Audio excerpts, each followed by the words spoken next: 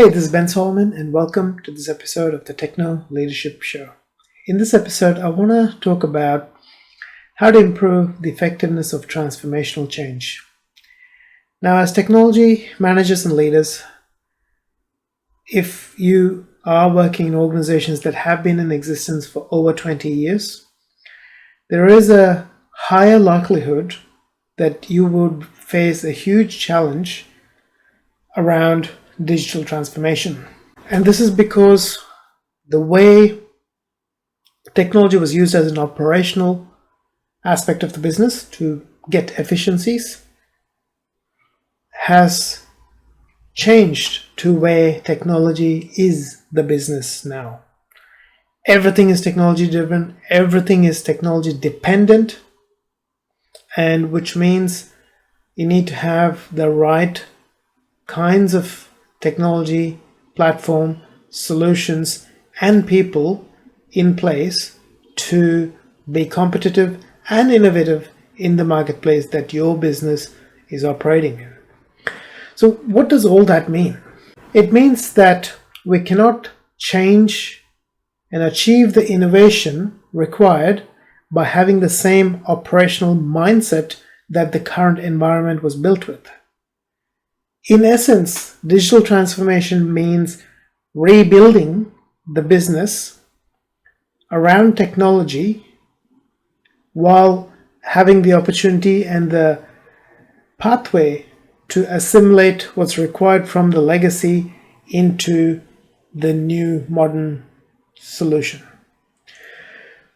This in and of itself is a huge challenge, because if you think you're just going to get incremental changes from legacy and then try to catch up, you're always going to be chasing your tail. You're always going to be behind. So you're in this current position. Your infrastructure is probably still built for an era that's gone by, and you're trying to get to a point where your business can depend on the technology and the technology infrastructure to be innovative and get an innovative edge in the marketplace. This means not just thinking about what's there right now. You actually need to start thinking 5 years or more ahead, because this process of transformation is going to take you a few years, especially if your systems and your solutions and your platforms have lagged behind a fair bit. So which means you can't just say, oh yeah, we'll bring it to this year's latest thing and it'll be fine. Because the thing is, by the time you've done all the transformation and the work required to bring it to what is today the current position, you're again 3 or 4 years behind. So you want to be looking at how are people going to be potentially, and this is the thing, futurist outlook is all about thinking of probabilities. And not every bet that you place is gonna result in a win, which is why you need to have multiple probabilities and work on the highest possible probability, with the potential that even if that probability doesn't come in, everything that you have put into place can be then utilized to achieve the other probabilities or the current situation at that point in time, which is complex in and of itself. It's probably one of the biggest reasons why you have significant amount of failure in technology projects, because you get this whole thing of this is where we're going based on historic information and what you currently see in the marketplace. But the thing is, it takes 3 to 5 years to achieve that holistic change, and by the time you achieve that change, you're 5 years behind, because you've aimed for something that was current when you started the project, not when you potentially were going to finish the project. And it's not easy to look forward especially in the current environment where things are changing at such rapid pace, which is why we need to be able to step back, look at it from a principles and philosophy based outlook to see, based on whatever industry you're in, how are you currently providing value to your customers. Based on the movements in the marketplace, how do you potentially see your customers wanting to be served? Like today, mobile apps and all of that are the rage. Are they still going to be the rage and thing in 5 years' time? What is the customer experience going to be like? There's going to be significant probably input from AI, from machine learning, from a lot of other aspects that are more customer centric. You'd have a lot more custom work in the sense that any system, any platform, anything that you have in place should have the capability to look at the unique needs of each of your customers and then translate that into the best possible solution and outcome for them. What that means is you need ways to be able to interact with your customers on a more personal level through systems so that it can be done at scale, get the right kind of information and pain points and all of that from them to be able to customize their experience of your solution.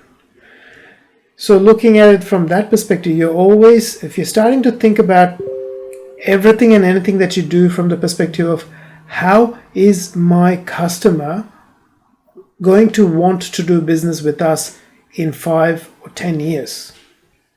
And looking at the trajectory of change with technology, with how we use technology and how we interact with the various businesses that we interact with, and then using that as a probability metrics to then go, yep, it's highly likely that they're going to be interacting with businesses like ours in this way or that way.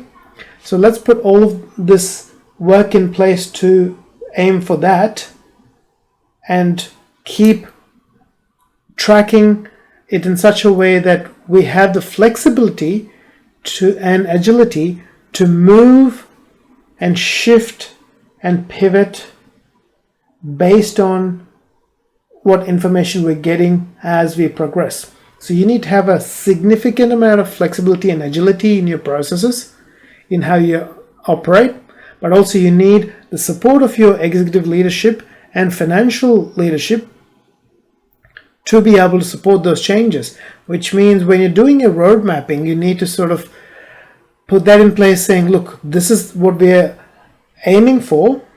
There is a high likelihood that 2 or 3 years down the track, we can see more clearly that that is not the ultimate way things are going to be, and we might need to shift a little bit, but putting all of these foundational elements in place means it gives us the opportunity to be able to shift at a much better and agile fashion.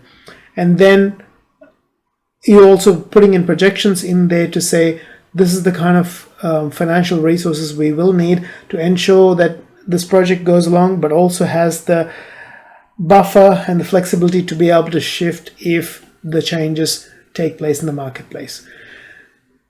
If we have that sort of flexibility, agility to break things down into components that we can build upon, we will have a lot more success with our technology projects and implementation.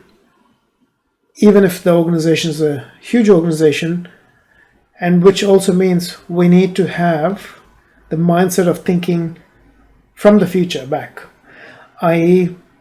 our mental models need to reflect what could potentially be the future, rather than going, this is what we see right now, this is what we need to build for. Because by the time you finish building for today, you're already 5 years. By the time the whole project's finished, it's probably 3 to 5 years down the track, and you're building for 2021 when you'd be in 2025, 26. So you've got to think about the probabilities of where things are going to be in 25, 26 and start building for that with foundational elements in place so that if things do change, all you have to change is not the foundation but the direction that you're heading. Hopefully that gives you an idea. I know it's a bit of a complex topic, but The main principles to take out of this is to remove rigidity, to remove the thing of always looking at just the historic and the current, but to look at the probabilities of the future, and having the agility and ensuring that you get the buy-in from executive teams to have the buffer to ensure that you can hit the probability targets and have a good foundation in place for it. So foundation, agility, communication and buy-in from executive staff to understand that you need buffers in financing as well as in support, and building for the future rather than building for what you currently see in the marketplace. Hopefully that helps you out. Hopefully that just gives you a principle-based, mental model-based view rather than a prescription of things of how to do, and that helps you in informing the decisions that you make and the probabilities that you chase as a leader, as a technology and engineering leader in your organization, based on your industry, based on the direction your industry is going, based on the direction that consumers are going to be going with, interacting with businesses like yours. Hopefully that helps you out. I wish you all the best in your journey as a tech professional, manager, and leader. If you like this episode, please hit the like button. If you haven't subscribed yet, please hit the subscribe button so that you're notified of future episodes as they are released. And I look forward to talking to you in a future episode.